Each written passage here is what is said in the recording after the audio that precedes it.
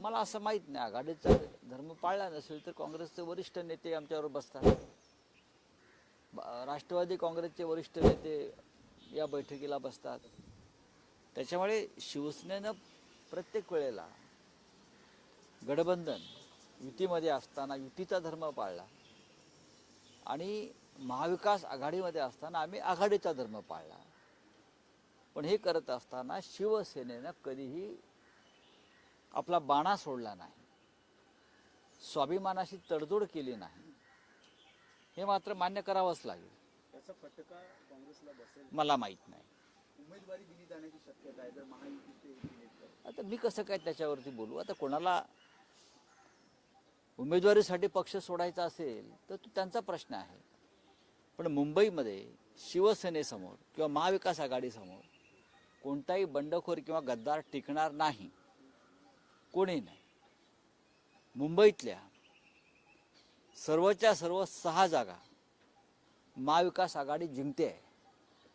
त्याच्यामुळे कोणी उमेदवारीसाठी जर दुसऱ्या पक्षात जात असेल तर आम्हाला त्याचं आव्हान अजिबात वाटत नाही. महाविकास आघाडीची काल बैठक झाली, अजूनही 3 ते 4 जागांवर तिढा आहे. सांगलीवर अजूनही चर्चा चालू असल्याची माहिती आहे. मला असं वाटत नाही की एखाद्या मतदारसंघावरती अजून चर्चा सुरू आहे.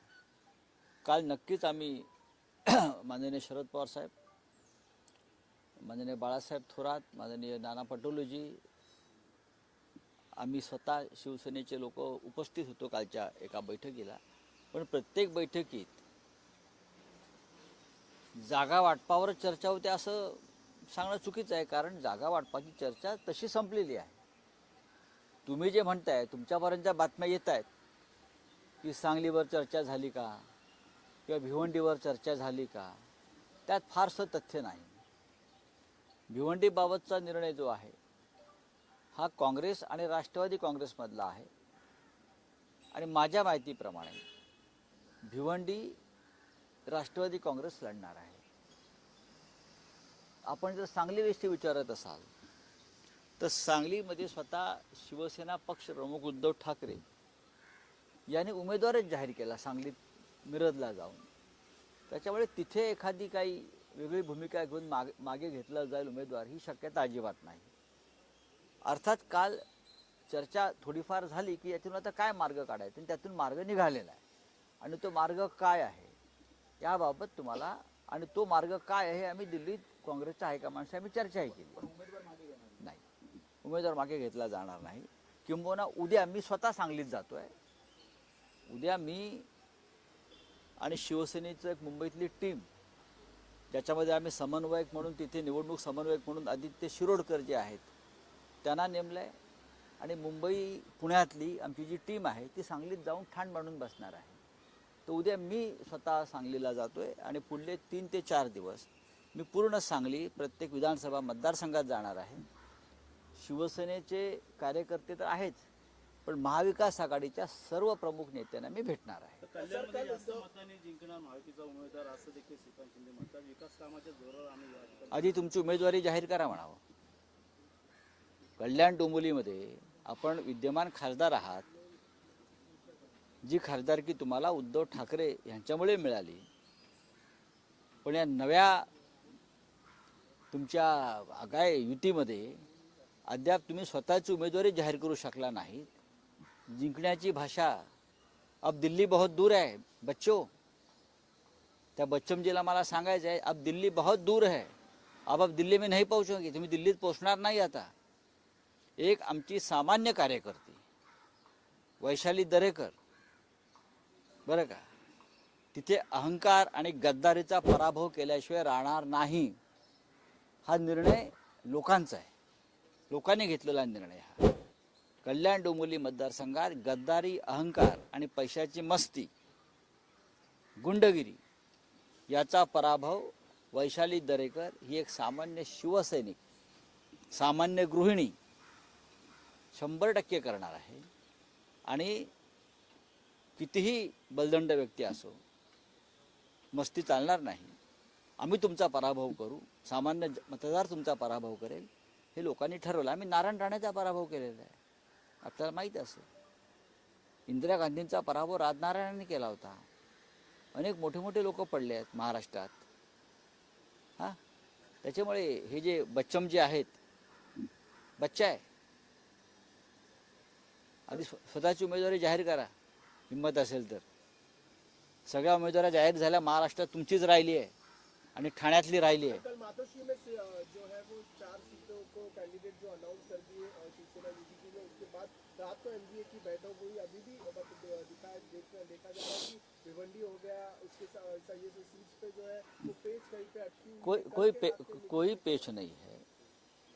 हमने कल 4 उम्मीदवार घोषित किए हैं. एक मुंबई का जो है जो दहीसर बोरी वाली सीट है वो हम 1-2 दिन में घोषित कर देंगे, क्योंकि हमने वो कांग्रेस को पूछा है. अगर आप लड़ना चाहते हैं तो आप लड़िए, नहीं तो हम लड़ेंगे और हम जीतेंगे भी. हम जीतेंगे भी. 4 उम्मीदवार है. कल्याण डोंबिवली है, उसमें हाथकलंगड़े है, उसमें जळगाव है, उसमें पालघर है, सांगली, और आप जो बोल रहे पेज भिवंडी तो राष्ट्रवादी कांग्रेस के पास है, एनसीपी के पास है, शरद पवार साहब के पास है. तो कोई पेच नहीं है. चर्चा हुई और भी बातें होती है. जब चुनाव आता है तो सिर्फ सीट शेयरिंग की चर्चा नहीं होती है ना आघाड़ी में, गठबंधन में, और बहुत सी बातें हैं जिसके ऊपर चर्चा होती है. खाने दूंगा. 25 लोगों का नाम था, जिससे 23 लोग को वॉशरूम का फायदा हुआ, 12 लोग महाराष्ट्र के थे. कल जो इंडियन एक्सप्रेस ने एक बहुत बड़ी बात सामने लाई है, वो नई बात नहीं है. बीजेपी वॉशिंग मशीन में सबसे भ्रष्ट लोग, सबसे भ्रष्ट, करप्ट, व्यभिचारी, वो बीजेपी वॉशिंग मशीन में डालकर कैसे अपने पार्टी में लिए जाते हैं, उस बारे में कल खुलासा हुआ है. वो नई बात नहीं है. उस बारे में सुप्रीम कोर्ट ने भी अपनी टिप्पणी की है. इस बारे में इलेक्टोरल बॉन्ड के माध्यम से टिप्पणी की है. महाराष्ट्र में 12 लोग हैं. ये 12 लोग ही बीजेपी के 12 बजाने वाले हैं, और मोदी जी की भी 12 बजाने वाले ये लोग हैं. ये लोगों के खिलाफ महाराष्ट्र में नहीं, पूरे देश में माहौल मोदी जी ने बनाया था. प्रफुल्ल पटेल, अजित पवार, अशोक चव्हाण, ये 3 ऐसे नेता थे जिसके खिलाफ प्रधानमंत्री अमित शाह, गृह मंत्री, ये दोनों ने माहौल बनाया थे. भ्रष्टाचारी लोग हैं. और 12-11 छोड़ दीजिए. तो अब क्या हुआ भाई, पूरे देश में 23 लोग ऐसे हैं जो टॉप 25 में आए थे भ्रष्टाचार के मामले में. वो सभी लोग आज भारतीय जनता पार्टी में है, जिनके ऊपर ईडी, सीबीआई, इनकम टैक्स की कार्रवाई चल रही थी. उस दबाव में उनको पार्टी को छोड़ना पड़ा अपने, और आज वो भारतीय जनता पार्टी के गोद में बैठे हैं. अब उसका क्या खुलासा करेंगे मोदी जी, क्या खाएंगे और क्या नहीं खाने देंगे. भ्रष्टाचार का तो खा रहे हैं ये लोग, ये थोड़ी मेहनत का कमाई खा रहे हैं. उनकी सत्ता भ्रष्टाचार के टेकू पर उभी है, खड़ी है. देखेंगे. ठाकरेंवरती लोकांचा विश्वास राहिला नाहीये. स्वतःची कबर त्यांनी खोदून घेतली असं गिरीश महाजन म्हणतात. येणाऱ्या काळात कोण कबर खोदणार आहे आता काय? मग काय, नरेंद्र मोदींवर विश्वास आहे लोकांचा? कोणावर विश्वास आहे?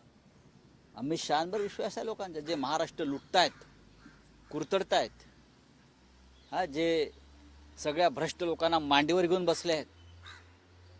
अजित पवारवरती विश्वास आहे.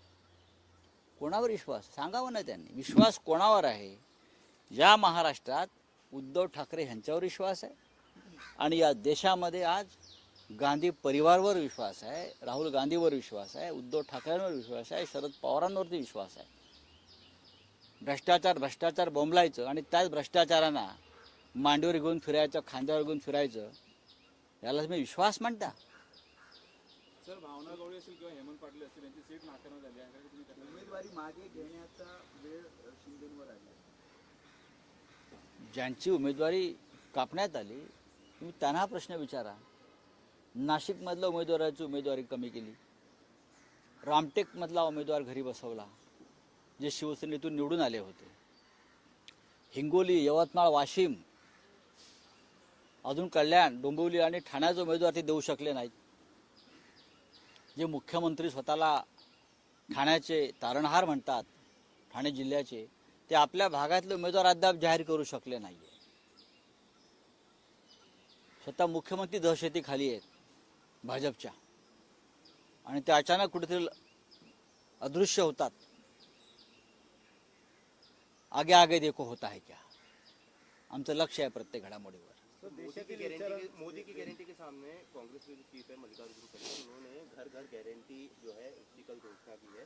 8 करोड़ से ज्यादा घरों में जाके वो लोगों को जो है उसका फायदा देंगे. आप जरूर ये एक अच्छा कार्यक्रम है इंडिया गठबंधन का, और महाराष्ट्र में और देश में ये घर घर में हम ये कार्यक्रम लेके जाएंगे. घर घर मोदी लोग भूल गए, अब घर घर मोदी नहीं रखना चाहते. अब घर घर इंडिया गठबंधन जाएगा. महाराष्ट्र में उद्धव ठाकरे शरद पवार जाएंगे, और देश में राहुल गांधी घर घर पहुंचेंगे. तर देशातील दूषितांचा विचार केवळ मोदींनी केला आहे. नाटक म्हणजे नाटकाला कोणी विचारत नाही असं फडणवीस म्हणतात. नाही, मला माहीत नाही. हे तमाशातले जे नाचे असतात त्यांच्यावरती फार बोलण्यात अर्थ नसतो. नरेंद्र मोदी यांची अवस्था ही 2024च्या उद्याच्या निवडणुकीनंतर काय आहे याकडे देवेंद्र फडणवीस यांनी लक्ष ठेवावं. मोदींचे मित्र इस्रायलचे पंतप्रधान नेतन्याहू यांच्या देशामध्ये लोकांनी बंड केलेलं आहे, आणि त्यांच्या पॅलेसमध्ये लोक घुसले आहेत. या देशात सुद्धा अशा प्रकारचं वातावरण आणि खतखत निर्माण झालेली आहे. सर, महायुतीत अजून 10 ते 11 जागांवर संघर्ष सुरू आहे. महायुती ना, तर मी काय सांगू त्याच्यामध्ये. आमचं महाविकास आघाडीमध्ये सगळं आलबेल आहे.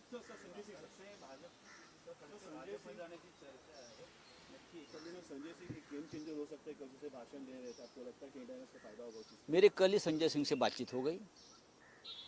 संजय सिंह हमारे भाई है, हमारे साथी है, हमारे मित्र है. हम बहुत खुश है कि संजय सिंह जी बाहर आ गए, और सुप्रीम कोर्ट ने जिस तरह से उनको बरी किया है, ये ईडी और मोदी के ऊपर एक चपराक है, थप्पड़ है. जरूर हमें दुख है कि अभी भी केजरीवाल जी छूट नहीं पा रहे हैं. मनीष सिसोदिया जी, सत्येंद्र जैन जी, ये सब लोग अंदर है. फिर भी एक शेर जो है हमारा साथी, वो बाहर आया है, और वो लड़ता रहेगा.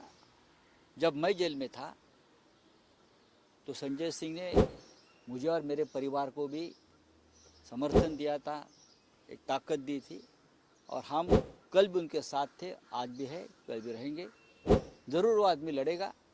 और अब जो बोल रहे हैं की गेम चेंजर, यस, मैं मानता हूँ. गरजा हिंदुस्तान चॅनलला सबस्क्राईब करा आणि ताज्या घडामोडी जाणून घेण्यासाठी बेल आयकॉनवर प्रेस करा.